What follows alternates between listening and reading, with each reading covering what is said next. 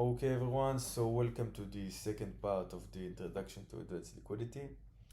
This part will deep much more into how to find liquidity on the chart. Okay, the actually part you've arrived here. Okay, so the first part actually dipped into the fundamentals and the what's behind the liquidity, and so this part will deep into how to find the liquidity spots using the basics P.1s of retail traders. So as you know, in the market we have two main strategies that retail are using: market structure and SnR levels. Okay, so both of these strategies are the first thing you are getting taught when entering the trading strategy and the trading space. So in SNRs, you have levels that price rejects from them from the upside, so you want to sell them, and you have an areas you want to buy from them, right? So you want to buy the tops on the support, and you want to sell the tops on the resistance. Really simple. Every trader, every retail that enters the trading strategy understand this logic. On the other hand, we have market structure, that is trends, right? And we have bearish trend and we have a bullish trend. So this will be the bullish trend. Price goes to the upside in a retracement move, and we have the bearish trend. Price goes downside in a retracement move. So retail are seeking to buy the lows in the bullish trend, and retail are seeking to sell the highs in the bearish trend. Now, in advanced liquidity, I will teach you how to use these basic patterns in order to find the liquidity spots on each level, right? So in this part, we'll actually dip into retail emotions and how these emotions affect their placement. So as I told you in the first part, in order to find liquidity, we need to understand where retail are buying, right? Where they are buying. After understanding where they are buying, we want to understand their sentiment, right? We want to understand sentiment, want to understand where they are, when they are buying, right? The first thing they have to have a sentiment. Let's say they are bullish, right? Then we need to understand where they are triggering the buy, and after understanding where they are triggering the buy, we need to understand where they are putting their stop loss, right? So their stop loss is actually the liquidity. Okay, so we need to do all of this thought process in order to understand liquidity. Firstly, understand retail sentiment, then we want to understand where and when they are pulling the trigger, and after understanding when and where they are pulling the trigger, we can understand where they are placing the stop loss using emotions. So this will be our subject for today's part. Okay, so let's move on to the second paragraph, and I will explain you where retail are placing the stop losses, and then I will teach you the emotions. Okay, so we went to the second paragraph. So in this paragraph, I will touch into the technical analysis between retail stop losses, right? We know where retail are buying and selling based on market structure and SnR, right? But we don't know where they are placing the stop losses. So in this paragraph, we are going to talk about how retail are buying and selling with SnRs, plus where they are putting their stop losses, right? So their stop losses is the liquidity. Okay, I will say it a couple of times. Retail stop losses is our liquidity. So let's draw an SnR level. Now let's say we have this beautiful support area. Now, as I said, retail are buying the first top of the support area. Now retail are seeking very important thing. They are seeking a position that gives them high reward with less risk, right? With low risk. Now let's say you go to the casino, to the slot machine, and you have $10, right? We have $10, and so you want to at least make twice the reward, right? Let's say you risk $10, so you want the slot machine to give you at least $20 when risking your money. Same goes for trading, right? If we are having a position, retail want this position to be higher than one-on-one risk ratio, right? Let's say we have one-on-one risk ratio, we have this position, okay? See, this is the position. This will be your entry, this will be your stop loss, right? Entry, and this will be your take profit. So now this ratio over here will be 2.5 ratio. On the other hand, let's say you have this position, okay? This will be your entry, both are long position. This will be your stop loss, and this will be your TP. Now this one will be 0.5 risk ratio, right? Which position would you prefer taking? This one or this one? Of course you will pick the first scenario, right? Because as a human you want price to give you the best reward on the lowest risk, right? So you would want to see price give you the safest stop loss, right? Safest stop loss, but with the best TP, right? So you won't go like 22 hours, but you would seek the safest stop loss and the best TP, right? Now let's clean all of this, make it more clear. So all of this stuff I've touched until now is because of the emotion that's called greed. So retail and humans like us are acting from emotions, right? So before doing any technical decision, our emotions takes place, right? Let's say you are feared of taking a position, so you won't take a position.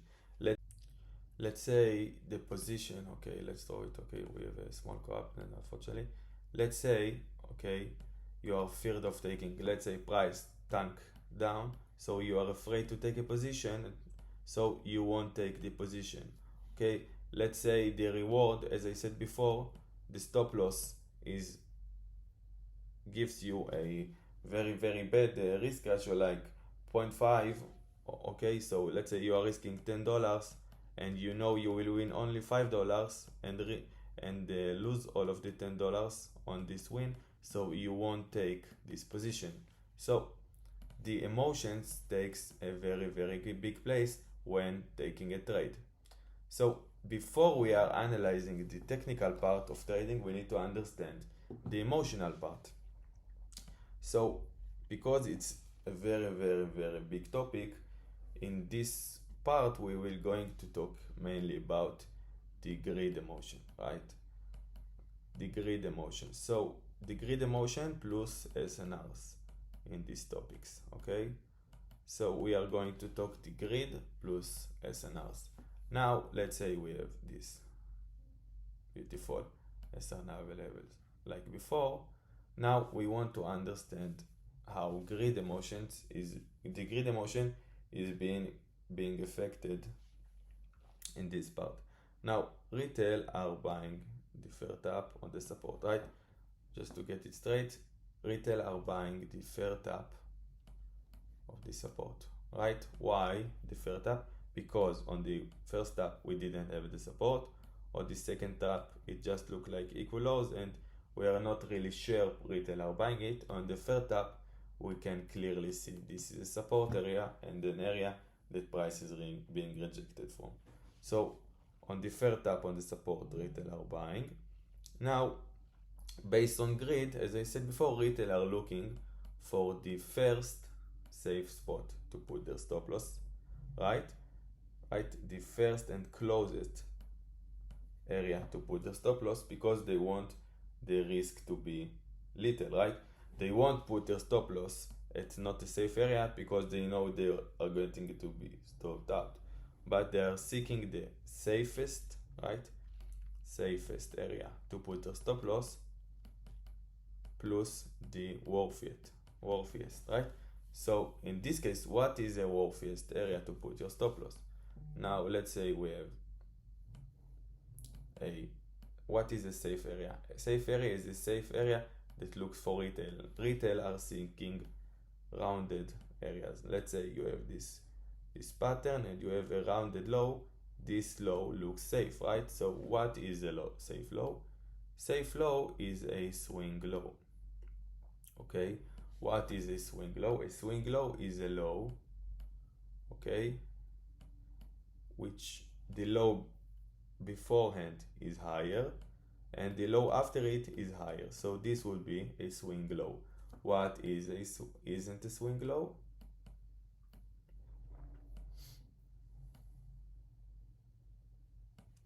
It should be like this. What isn't a swing low? A low that the low before it is higher, right? And the low after it doesn't matter. It's a low which the low before it is higher or the low after it is higher. So this would be a swing low. This won't be a swing low since the middle low isn't lower than the low before it and the low after it. So a safe spot for retail to put a stop loss would be a swing area. Let's clean it, do it a bit more simple. It's a lot of information, I know, but you will get it, don't worry. So as I said, retail are seeking rounded areas as safe for their stop loss. Now a rounded area will typically look like a swing low.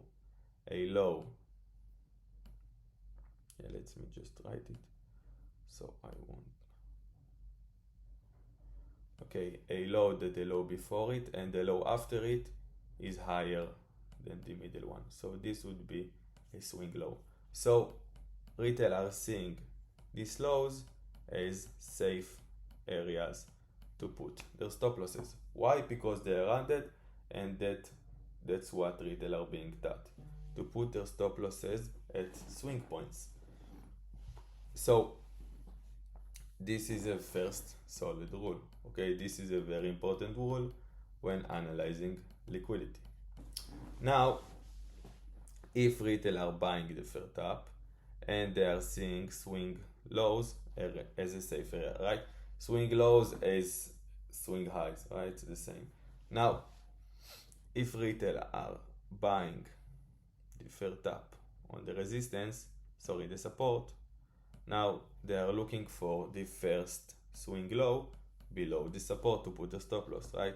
If they have this position, so they have entered on the support, so now they are looking for a safe area to put their stop loss, right?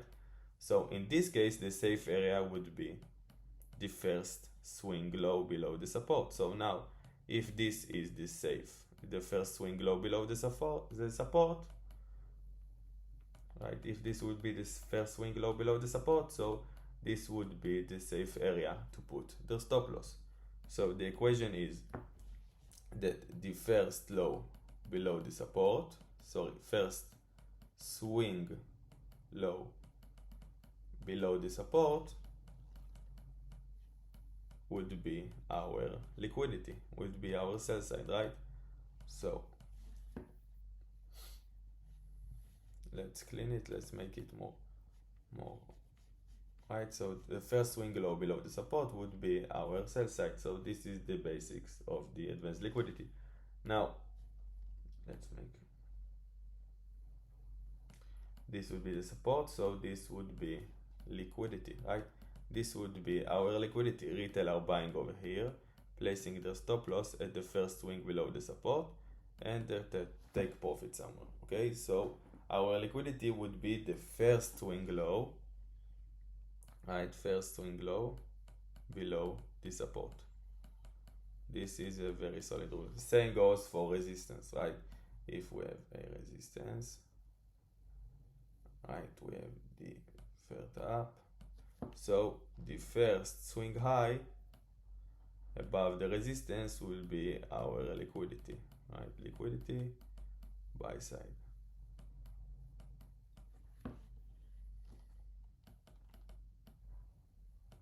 Sell side. Right, so this is a very, very important topic when analyzing with SnR levels.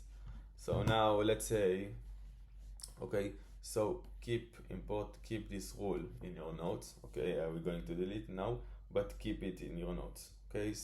Okay, so now I've marked the rules with that so far on here in written text. So the first swing low below the support will be sell side, first swing high above resistance will be buy side, and we are seeking a swing points as safe areas for stop loss retail. Now grid comes in a lot of other ways. Okay, so because now let's say we have two scenarios. Okay, so I will show you two scenarios and I'll explain why you shouldn't use this as a pattern, as more of as a logic. Okay, so we have a support area, okay, like this, 3 taps, everything, and we have a support area like this. Okay, now what's the difference between these two scenarios? Let's say we have the first scenario and we have the second scenario. What's the difference between these scenarios? The grid emotion, right? We have the grid emotion difference. The grid emotions difference. Now, what's the difference over here? Simply the distance between the first swing low. In this case, this is the first swing low, and in this case, this is the first swing low. What's the difference here? So now let's say we are longing this support area, right? Our stop loss would be the first swing low, and our TP would be the swing high, right? In this case, this is the range high, so retail would want to TP over here. But so this would be our entry, this is our stop loss, and this is our take profit. So this position, right, I'm showcasing you over here, like we've talked before, is less than 1-on-1 RR, right? So this gives us less than 1-1 RR. So retail for grid are not taking this position because it's not worth the risk. Now, let's say they are risking $10, so they don't want to win $15 because, sorry, they don't want to win $5 when they are risking $10, right? On the other hand, on the first example, our entry is over here, our stop loss is over here, and it's delivering us a better, and the take profit of retail is over here. So it's delivering us more than 1 RR position. So right, so this would be the position, this would be the stop loss, this would be the entry, and this would be the TP. Now this delivers us a better RR. So if I was a retailer, I would have choose the first scenario for my trade entry. So let's remove some of the, so it will be more organized. So if I was a retailer, I would have choose the first scenario. And when we want to understand liquidity, right, we want to choose the lows with the highest liquidity. So if we know that on the second scenario, less retail are choosing it and less retail are buying it, so we'd prefer to trust the first scenario. So this low, actually, because more retail are buying the support, this low has more liquidity than the second scenario low, right? So this low has less liquidity, and the liquidity over here on the second scenario is lower quality. So in the second scenario, we don't really have a strong sell side, and on the other hand, on the first scenario, we have a strong sell side. So the market makers are seeking the low. On the other hand, on the second scenario, price can just continue up. So you need to understand how the grid emotions takes place in these scenarios. So retail will always seek the support SNR levels, right? Retail will always seek the SNR areas that delivers a close swing low below them. And if we have SNR levels without a close swing low below them, so retail will better not take it, and this is why price continues up sometimes from supported areas, right? So why there are support areas that work and there are support areas that don't work? Simply because the market is manipulating the masses, right? Let's say a support area would have never worked, okay? Let's erase all of it. I'm pausing the video. Now let's say we have what do I mean in why there are support that works and support that aren't works? Why this is happening, right? When you approach the market, people are saying to you support works, right? Market structure works. All of these patterns actually works, right? So the market makers have been teaching and preaching for years that this pattern works. So they can't go against it every time, right? Because if every time you have long the support, right? Let's say you have the support, every time you have long the support, price would crash on you, so you would stop trading the support. So why there are certain support areas that work and why there are support areas that doesn't work anymore? So this where greed comes. Support areas that retail are trading, right? Let's say, again, let's erase it. So let's say we have these two scenarios. We have a support with a close swing low, right? And so we have liquidity at the high, and we have this support without liquidity at the high. So the market makers can let this support work because retail are not participating in it, right? On the other hand, this support can't really work because there is a lot of liquidity at the low, so the market makers are going against it.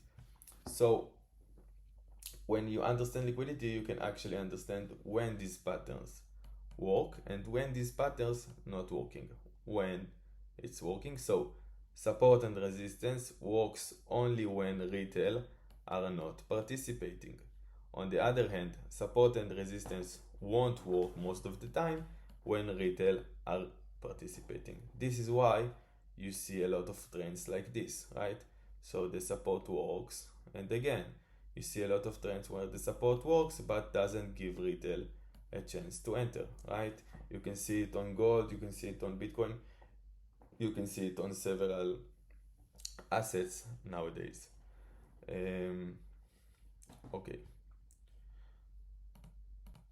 Okay, so now after we've learned the SNRs and where retail are placing the stop losses, I want to show you some real example from the trading industries. So in the next paragraph, I will show you some real examples of how this approach looks on the candles, right? Let's go to the next paragraph. Now, okay, I've made the example. So now let's analyze this example we are seeing over here, right? We have a very clean support area, right? We have first tap, right? Second tap, we have a third tap after flipping, then we have the fourth tap, right? You see a level that price rejected many times, right? A lot of times the price rejected from this area, right? Now, what does this tell us? It's telling us that retail are really trusting this level as safe, right? They are seeing all of these rejections we are seeing, right? They are seeing all of this rejection from the level, so they are thinking this level is very safe to sell from. Now, we need to understand two things. Firstly, we don't need to use this logic as a pattern. We need to use it as a way to find liquidity. Now, after seeing something like this, we know that retail are shorting and placing their stop loss at the first swing high, right? Now, we need to understand that once we mark this liquidity, this high as liquidity, we understand this high now is our magnet. But we don't need to immediately long, we need to understand how the market, when the market will go towards it. Now, as you see, we have these equal lows that price takes them before actually going to this buy side. So this is a very good tool to find the right liquidity spots, but you don't need to use it as a pattern. So what do we have over here? We have retail positioning. How retail are positioning themselves in this area. They are selling this support, right? They are selling this support. Now, once they are selling this support, they are placing their stop loss at the first swing high, right? So they are selling at first, putting their stop loss at the first swing high, like in this position, right? This would be the entry, this will be their stop loss, and their TP would be, in this case, this low, right? This low looks like good for TP. We don't really want to analyze the TP, we want to focus more on the stop loss, because retail are greedy, and once this low gets hit, so they will look for this low. So we want more to focus on the stop loss, because this would be our liquidity grab. Now, retail are selling over here, so this would be their entry, this will be the TP, right? This low looks good for a TP based on the market structure that we are going to be discussing later, right? So for now, this would be the TP, or this one. Now, this trade we are getting is good for the one-on-one RR grid we are talking, right? So retail are participating the shorts of this resistance. So they are selling one time, they are selling over here. So now price went to take the equal lows, so they keep selling. So now after they are selling and we've taken the sell side, we are ready for the expansion, you see, and they are selling again. So we are ready for the expansion towards the buy side. So you see how price is attracted to this high, the first swing high above the support, and how price is constantly manipulating retail into thinking this resistance area will hold, right? So the first swing high above the resistance would be the liquidity. Again, so I didn't give a cherry picked example in order to give you an example of the real market. So this is how it would going to look. So price will reject a couple of times from retail PY, it will take the sell side, and then we can aim to the buy side, or the opposite, right? We can reject a couple of times, we can take the buy side, and then we could aim to the sell side. So we want to wait for two liquidity areas to be formed, and then you will take a trade. Again, we are not in this part yet, we are in the part of finding the liquidity spots. So in this case, this would be our buy side. Now let's do an example of where retail are not selling the PY. Okay, before heading to the part where I show you the support, the PY that doesn't work, I wanted to share with you another example. Okay, this one is a good example. So the first thing I do when I approach the chart is I mark the SnR levels, like told you before, right? So this would be the first SnR, this would be the second, and this would be the third. So now what we are seeing over here, we are seeing this SnR level, right? That we have one tap, two taps, three taps, four taps, and we have this, the fifth taps. Now retail are buying over here, right? Retail are buying this support, placing their stop loss at the first swing low, right? So price rejects, gives them a feeling this it will work, takes the market structure buy side that we are going to discuss later. Now price took this buy side, went down to again create liquidity at this high, so this sell side gets stronger. Now we are approaching this resistance, right? Price is creating a strong buy side. at this high, price takes this buy side at a very precision. Now goes again to the support, creating sell side at this low. So now the retail that have bought are getting stopped out, and all of the retail that have tried to sold have been getting stopped out. So now we are seeing this happens again over here. Price reject from the support 3 times, right? Takes the buy side and goes towards the sell side. A very good example of how price uses the SnR levels in order to manipulate you, right? Make you think the SnR works, then dumps on you, right? When retail have their P.1. So now let's go over to the example of when the support doesn't work. Okay guys, so this will be a great example of when the SnR works, right? We have this SnR level, right? You see we have this very clear SnR level. Now if we take the fib from the high to the low, right? You see this fib. Now this fib allows us to understand whether the grid actually activates, right? Whether if retail are interested in buying this support or not. So as you see, the support is actually around, right? Even if we include the wicks, the support is around above the 0.5 area. So what does it say? Let's say I want to enter a long position and put my stop loss at the first swing low, right? This one. So my position would be less or around 1 RR. So in retail side, it's not enough, right? Because all of the accumulation we are seeing is happening at premium, right? So because the accumulation is happening at premium, so their position would be lower than 1 RR. So it's not worth for them to enter this accumulation at premium. So what they are looking to see, they are looking for price to dump to these areas, right? Let's say we have a support, we didn't have a support, but if price will dump to this area, they have a support. So now they would enter the trade with the entry over here, their stop loss and their take profit over here. But in this case, as you see, the support is in premium and it's high, so they don't have any good stop loss area, so they don't enter along on this position, so price can just continue up. So this would be the end of the second part of the advanced liquidity.